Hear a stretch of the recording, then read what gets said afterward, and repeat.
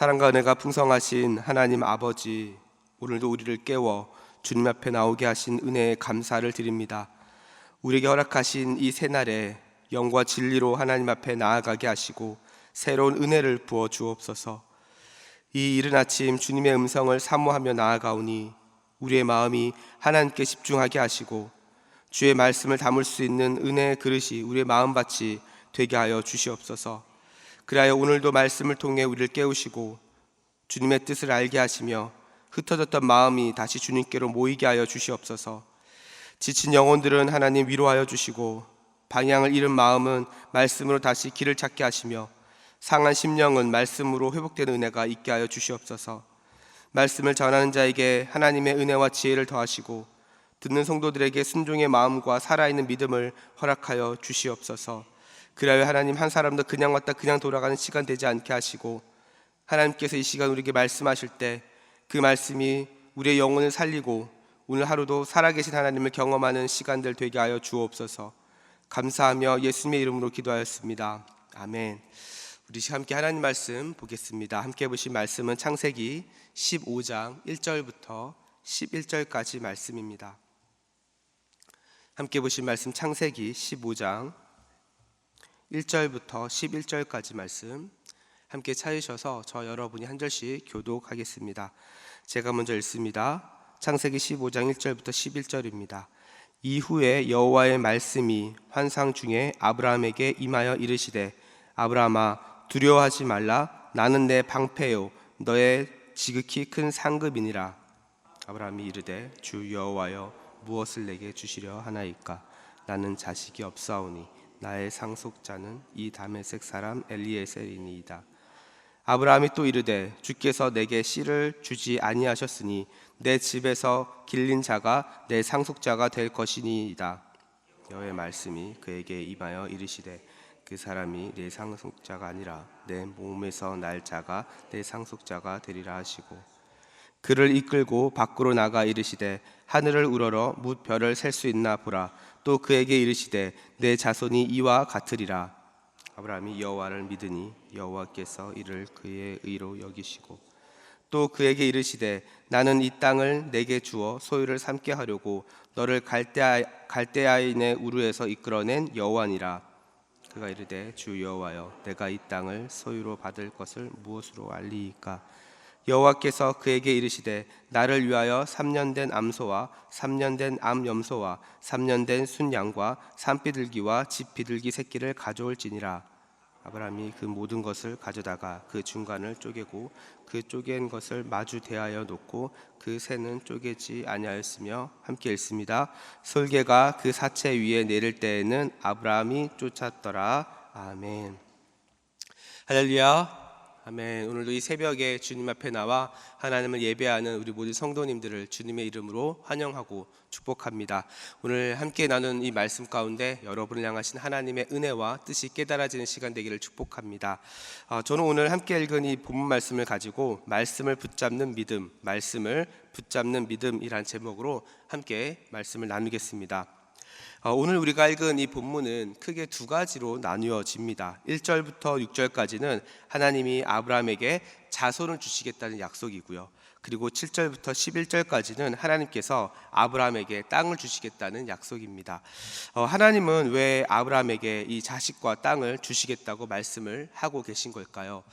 가장 먼저는 하나님께서 이 아브라함을 믿음의 조상으로 삼기 위하여 그를 부르셨고 또 그를 보내셨습니다. 그러나 그 과정 가운데 아브라함의 믿음을 보면 참 순탄하게 흘러가지만은 않은 것 같습니다. 그래서 이 아브라함 마음 가운데는 하나님의 부름과 보냄을 받았지만 그 마음 가운데 두려움이 있었습니다. 오늘 보면 1절에 이렇게 이야기하죠. 이후에 여호와의 말씀이 환상 중에 아브라함에게 임하여 이르시되 아브라함아 두려워하지 말라. 나는 내 방패요 너의 지극히 큰 상급이니라. 우리가 이미 앞에서 보았던 것처럼 아브라함의 조카 롯이 이 소돔과 고모라에 살고 있을 때 아브라함 조카 롯이 그돌라오멜에 비롯한 여러 동맹들의 왕에 의해서 포로로 잡혀갔다는 소식을 이 아브라함이 듣게 됩니다. 이때 집에서 함께 보냈던 318명의 병력을 이끌고 아브라함은 북쪽에 있는 단까지 가서 야간 기습을 통해 그들을 무찌르고 그리고 자신의 조카를 다시 되찾아오게 되죠. 겉으로 보기에 이 전쟁은 단순한 자신의 가족을 찾아내는 구출하는 그런 장면처럼 보입니다. 그러나 이 전쟁은 강력한 동맹 제국들과의 충돌이었고 아브라함에게는 이후에 정치적 보복에 대한 두려움과 그리고 삶에 대한 불확실성이 더 그들의 마음 가운데 두려움으로 작용을 했던 거죠. 아브라함은 승리를 했습니다. 그러나 땅도 자식도 없는 현실 속에서 과연 하나님의 약속은 언제 이루어지는 것일까? 하나님께서 나에게 말씀하셨고 또한 그 부르심을 따라 가고 있는데 도대체 하나님께서 나에게 하신 그 약속은 언제 성취될까에 대한 그런 어떤 마음의 어려움이 있었던 겁니다. 이때 하나님은 오늘 본문의 1절 말씀처럼 두려워하지 말라 나는 너의 방패요 너의 지극히 큰 상급이라 라는 이 말씀으로 아브라함의 두려운 마음을 위로하셨던 겁니다. 사랑하는 우리 성도 여러분, 아브라함의 이러한 마음 이해가 되지 않습니까? 우리도 예수님을 믿고 하나님의 자녀로 살아가지만 항상 좋은 일만 일어나는 것은 아닙니다. 때로는 우리의 믿음이 흔들릴 때가 있고 우리 마음 가운데도 두려운 마음이 찾아올 때가 있습니다. 오히려 해결되지 않는 삶의 문제는 여전히 남아있고 상황은 점점 어려워질 때가 있고 아브라함처럼 우리의 마음 가운데도 두려움과 걱정이 찾아올 때가 많이 있다는 거죠. 이러한 상황에서 오늘 본문의 말씀은 우리에게 무엇을 말해주고 있는 걸까요? 바로 하나님의 말씀을 우리는 붙잡아야 한다는 겁니다. 그래서 오늘 본문에서 참 많이 반복되는 표현 중에 하나가 여호와의 말씀이 이르시되 여호와의 말씀이 이르시되 이러면서 오늘 본문은 하나님께서 아브라함에게 말씀하시고 또한 아브라함은 하나님 앞에 자신의 궁금한 점을 물어보는 장면들이 오늘 본문에 계속해서 등장하고 있습니다. 이것이 무엇을 우리에게 보여주는 걸까요? 바로 하나님의 말씀이 믿음이 흔들리고 두려움 가운데 있는 아브라함을 지금 다시 회복시키고 있는 겁니다. 사랑하는 우리 성도 여러분, 여러분은 마음이 불안하고 또한 여러분을 어렵게 만드는 그런 문제들을 만날 때 여러분은 그 문제를 어떻게 풀어 가십니까? 여러분, 말씀은요 단지 종교적인 위로나 어떤 형식적인 그런 것이 아닙니다. 아브라함은 실제로 두려웠습니다. 전쟁에서 승리했지만 그의 삶은 여전히 불확실했습니다. 자식도 없고 미래도 보이지 않았습니다. 그러나 그때 하나님은 두려워하지 말라라는 이 말씀으로 그를 찾아오셨고 그 말씀으로 아브라함을 위로하셨습니다. 이렇게 말씀은 현실보다 더 깊은 하나님의 의도와 신실하심을 우리에게 보여주는 거죠. 사랑하는 성도 여러분, 여러분은 이러한 말씀을 잘 붙잡고 계신가요? 여러분은 이 말씀을 잘 신뢰하고 계십니까?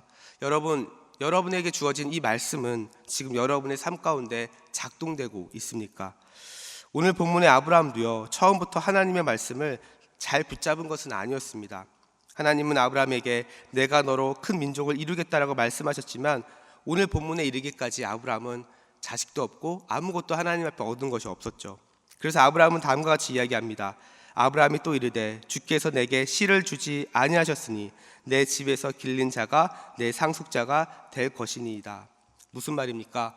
아브라함은 지금 하나님께서 말씀하신 그 약속을 기다리고 있지만 그 기다림의 시간이 길어지자 약속의 말씀을 믿고 기다리는 것이 어려워서 자신의 인간적인 방법을 지금 생각하고 있는 겁니다. 이때 하나님은 이런 아브라함의 연약함을 어떻게 다루셨습니까? 정죄하거나 외면하지 않으셨습니다. 아브라함에게 다시 말씀하셨습니다. 그리고 더 큰 비전을 말씀으로 도전하셨죠. 그것이 바로 오늘 본문의 5절입니다. 이렇게 이야기하죠. 그를 이끌고 밖으로 나가 이르시되 하늘을 우러러 무별을 셀 수 있나 보라. 또 그에게 이르시되 내 자손이 이와 같으리라. 여러분, 아브라함에게 지금 자식이 없습니다. 아브라함은 지금 하나님의 은혜와 뜻을 기다리고 있습니다. 그런데 하나님은 어떻게 하십니까? 오히려 밖으로 나가서 더 놀라운 비전을 보여주십니다. 아직 아무것도 이루어지지 않은 이 아브라함 앞에 하늘을 보면서 무별을 셀 수 있나 보라라고 이야기합니다. 너의 자손이 이렇게 많을 것이다 라고 이야기를 합니다. 그런데 더 중요한 것은 무엇입니까? 6절 말씀에 보면 아브라함이 이 여호와의 말씀을 믿었다는 겁니다. 여러분, 이것이 무엇을 보여줄까요? 여러분, 믿음은요 현실을 따라가는 것이 아닙니다. 하나님의 말씀을 따라가는 것입니다. 아브라함은 여전히 자식이 없습니다. 눈에 보이는 상황은 변한 것이 하나도 없습니다. 그러나 하나님께서 말씀으로 보여주신 하늘의 별을 보면서 말씀이 현실보다 더 확실하다는 것을 아브라함은 또 믿음으로 나아가는 거죠. 그래서 오늘 본문 6절에서 하나님은 이 아브라함의 믿음을 의로 여기셨다라고 말씀을 하십니다. 사랑하는 여러분, 이것이 신앙의 본질입니다. 눈에 보이는 상황은 여전히 어렵고 힘들지만 우리 인생의 주인을 하나님으로 인정하고 그 말씀을 붙잡고 나아가는 것입니다. 그리고 여러분이 붙잡는 그 말씀으로 인해 고난의 문제를 계속해서 극복해본 그 경험이 있을 때, 그때서야 비로소 믿음이 성장을 하는 겁니다. 그런데 많은 사람들이 이 사실을 머리로는 알고 있지만 결정적인 순간이 되면 말씀보다는 인간적인 방법, 세상적인 방법을 붙잡아 버리죠. 그래서 이 말씀으로 문제를 해결해 본 사람이 해결해 본 사람이 믿음이 자라는 겁니다. 아무리 삶의 문제들이 많이 있고 또한 인생의 어려움이 찾아올 때 말씀으로 여러 가지 문제들을 해결해 보지 않은 사람은 교회는 오래 다녀도 믿음은 계속 성장하지 않는 거죠. 사랑하는 우리 성도 여러분, 하나님은요, 아브라함의 믿음이 완벽하기 때문에, 흔들리지 않았기 때문에 그를 의롭다라고 여긴 것이 아닙니다. 오히려 아브라함의 믿음은 흔들렸고 말씀의 기다림에 지쳐 있었고 두려워하는 마음도 있었습니다. 하지만 이런 상황 속에서 아브라함은 단 한 가지, 하나님의 말씀만은 놓치지 않았습니다. 하나님이 말씀하시면 그는 다른 그 어떤 것보다 가장 첫 번째로 우선순위로 가장 두었습니다. 하나님은 이런 아브라함의 믿음을 보셨고 그래서 그를 의롭다라고 말씀을 하고 계신 겁니다. 사랑하는 우리 성도 여러분, 우리도 마찬가지입니다. 우리도 신앙생활 하면서 아브라함처럼 하나님의 뜻을 기다리다가 지칠 때가 있습니다. 하나님의 말씀이 의심이 되어서 인간적인 방법을 생각할 때도 있습니다. 그러나 우리가 하나님의 말씀을 붙잡고 있는 한 우리에게는 여전히 소망이 있습니다. 왜냐하면 하나님의 말씀은 반드시 이루어지는 말씀이기 때문에 그렇습니다. 이 하나님의 말씀을 붙잡고 살아가는 성도들은 하나님의 신실하심을 경험하게 되는 거죠. 또한 더 나아가 우리 하나님은요, 말씀만 하시는 분이 아니라 오늘 본문에 보니까 언약으로 보증하시는 분이십니다. 오늘 본문 8절에 아브라함이 다음과 같이 질문하죠. 내가 이 땅을 소유로 받을 것을 무엇으로 알리이까? 이 질문은 하나님의 말씀에 대한 깊은 확신을 갖고 내가 다시 한번 하나님의 말씀대로 살고 싶습니다. 그런데 그것을 제가 어떻게 알 수 있습니까? 라고 질문을 하는 겁니다. 이때 하나님은 아브라함에게 뭐라고 이야기합니까? 짐승들을 가지고 오라고 말씀을 하시죠. 그리고 그 짐승을 쪼개어 놓습니다. 이것은요, 당시 고대 근동에서 언약을 체결하는 방식이었습니다. 그래서 쪼개진 짐승 사이로 언약 당사자가 지나가면 이때 이 당사자가 이 언약을 어기면 이렇게 될 것이라는 것을 보여주면서 맹세를 하는 거죠. 사랑하는 우리 성도 여러분, 하나님은요, 이러한 언약을 우리에게도 동일하게 허락하셨습니다. 하나님은요, 말씀만 하시는 것이 아닙니다. 말로만 잘 될 거야 라고 위로하시는 것이 아닙니다. 예수 그리스도의 십자가, 성례, 이런 모든 것을 통해서 이 모든 것에는요, 언약적인 요소가 다 담겨 있습니다. 그래서 우리는 믿음이 연약해질 때 십자가를 통해, 성례를 통해서 우리의 믿음이 다시 한번 회복되는 것을 우리는 경험하는 거죠. 그러면서 다시 한번 하나님의 자리로 그 은혜 보좌 가운데 나아가는 것입니다. 사랑하는 우리 성도 여러분, 여러분은 지금 어떠한 마음으로 어떻게 신앙생활을 하고 계십니까? 두려움 가운데 있습니까? 하나님의 응답을 기다리고 계십니까? 우리는 때때로 믿음대로 살고 싶지만 당장 눈앞에 보이는 현실의 무게 앞에 많이 흔들릴 때가 있습니다. 기다림의 앞에서 지칠 때도 많이 있습니다. 그러나 오늘 본문은 우리에게 무엇을 보여주고 있습니까? 우리 하나님은 그 두려움을, 그 기다림을 아시고 다시 말씀으로 이끌어 가시는 분이라는 겁니다. 그리고 흔들리지 않도록 붙잡아 주신다는 거죠. 그리고 이렇게 믿음으로 사는 사람들을 향해서 하나님은 의롭다라고 말씀을 하십니다. 저는 우리 대전중앙의 모든 성도들이 여러분을 끝까지 붙드시고 인도하시고 회복시키시는 그 하나님의 말씀을 붙잡을 수 있기를 주님의 이름으로 축복합니다. 그래서 인생에 어떤 고난이 찾아와도 말씀으로 모든 상황을 풀어내고 모든 상황을 이겨내며 여러분을 신실하게 인도하시는 그 하나님의 은혜를 여러분 모두가 풍성하게 누릴 수 있기를 주님의 이름으로 축복합니다. 우리 시간 함께 기도하며 나아가겠습니다.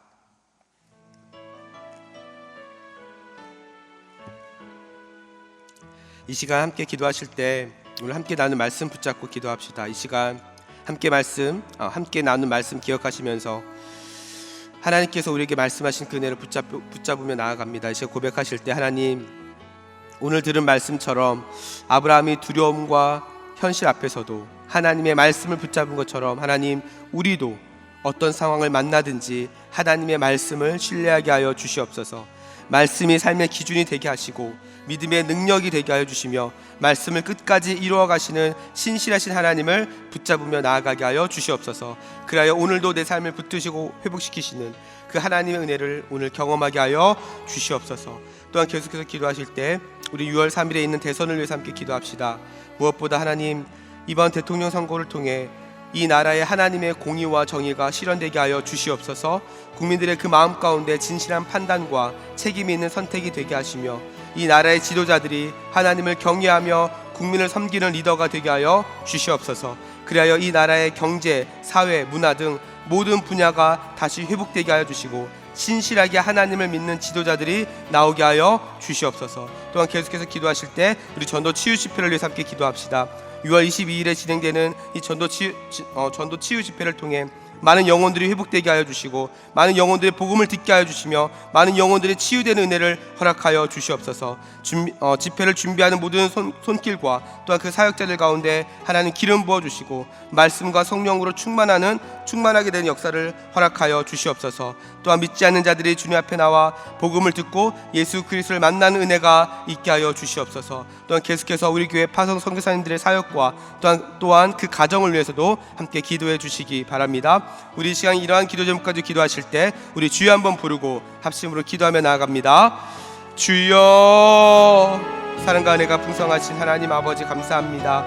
오늘도 우리에게 새날을 허락하시고 하나님, 이 시간 하나님 앞에 기도하며 아버지 하나님 은혜를 구하며 나아가게 하시니 감사합니다. 오늘 함께 나눌 말씀 붙잡고 먼저 기도합니다. 하나님, 오늘 함께 나눌 말씀처럼 하나님, 두려움과 아버지 여전히 힘든 시간 가운데 하나님의 말씀을 놓치지 않도록 도와주옵소서. 말씀이 삶의 기준이 되게 하시고 믿음의 능력이 되게 하여 주시며 말씀을 끝까지 이루어 가시는 신실하신 하나님을 붙잡으며 나아가게 하여 주시옵소서. 그래야 하나님, 우리 모든 성도들 살아계신 하나님 만나게 하여 주시고 하나님, 당장 눈앞에 보여져 있는 현실이 아버지 있겠지만 그럼에도 불구하고 아버지 말씀하시고 깨닫게 하시는 그 은혜 붙잡고 넉넉히 아버지 모든 어려움을 이겨낼 수 있도록 하나님 역사하여 주시옵소서. 그래야 오늘 하루도 하나님과 동행하는 성도들 되게 하시고 하나님 안에서 승리하는 삶 살아가게 하여 주시며 아버지 매일매일의 삶이 아버지 우리를 붙드시고 인도하시는 하나님을 아버지 경험할 수 있도록 도와주옵소서. 하나님, 6월 3일에 아버지 대선이 있습니다. 하나님, 무엇보다 이번 대통령 선거를 통해 하나님, 이 나라의 하나님의 공의와 정의가 실현되게 하여 주시옵소서. 하나님, 국민들의 그 마음 가운데 진실한 판단과 책임 있는 선택이 있게 하여 주시며 하나님, 나라의 지도자들이 하나님을 경외하며 국민을 섬기는 리더가 되게 하여 주시옵소서. 그리하여 이 나라의 경제, 사회, 문화 등 모든 분야가 다시 회복되게 하시고 신실하게 하나님을 믿는 지도자들이 하나님 세워지게 하여 주시옵소서. 하나님 아버지, 6월 22일에 아버지 전도 치유 집회가 있습니다. 하나님, 이 전도 치유 집회를 통해 아버지 많은 영혼들이 복음을 듣게 하시고 회복되게 하여 주시며 치유된 역사가 있게 하여 주옵소서. 집회를 준비하는 모든 손길과 사역자들 위해 하나님 기름 부어주시고 아버지 말씀과 성령으로 충만하게 되는 역사가 있게 하여 주시옵소서. 또한 믿지 않는 영혼들을 위해 기도하며 아버지와 초청을 놓고 기도하는 우리 모든 성도들의 기도에 응답하여 주시며 아버지 모두가 예수님을 만나는 은혜의 시간 되게 하여 주시옵소서. 이 시간 계속해서 합심으로 기도합니다. 매주 월요일은 특별히 대한민국과 그 민족의 복음화 그리고 성도들의 일터와 지역 사회를 위해서 기도하는 날입니다. 이 시간 기도하실 때 이번 한 주간도 우리 대한민국을 지켜주시고 정치, 경제 모든 분야에서 평안케 하여 주시옵소서. 우리 대한민국의 민족 복음화가 당겨지게 하시고 남북한의 통일이 속히 이루어지게 하여 주시옵소서.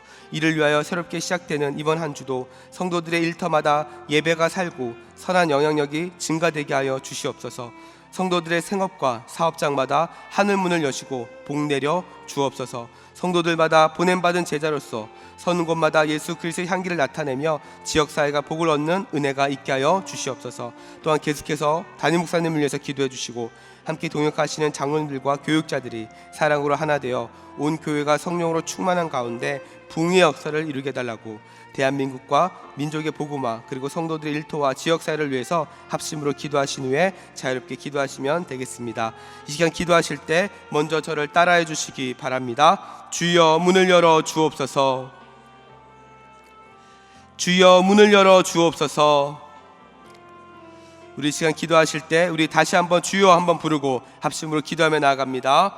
주여. 사랑과 은혜가 풍성하신 하나님 아버지, 이 시간 계속해서 하나님 앞에 기도하며 은혜를 구합니다. 하나님 아버지, 이 시간 대한민국의 민족 복음화와 아버지 우리 성도들 일터와 지역사회를 위해서 기도합니다. 하나님 무엇보다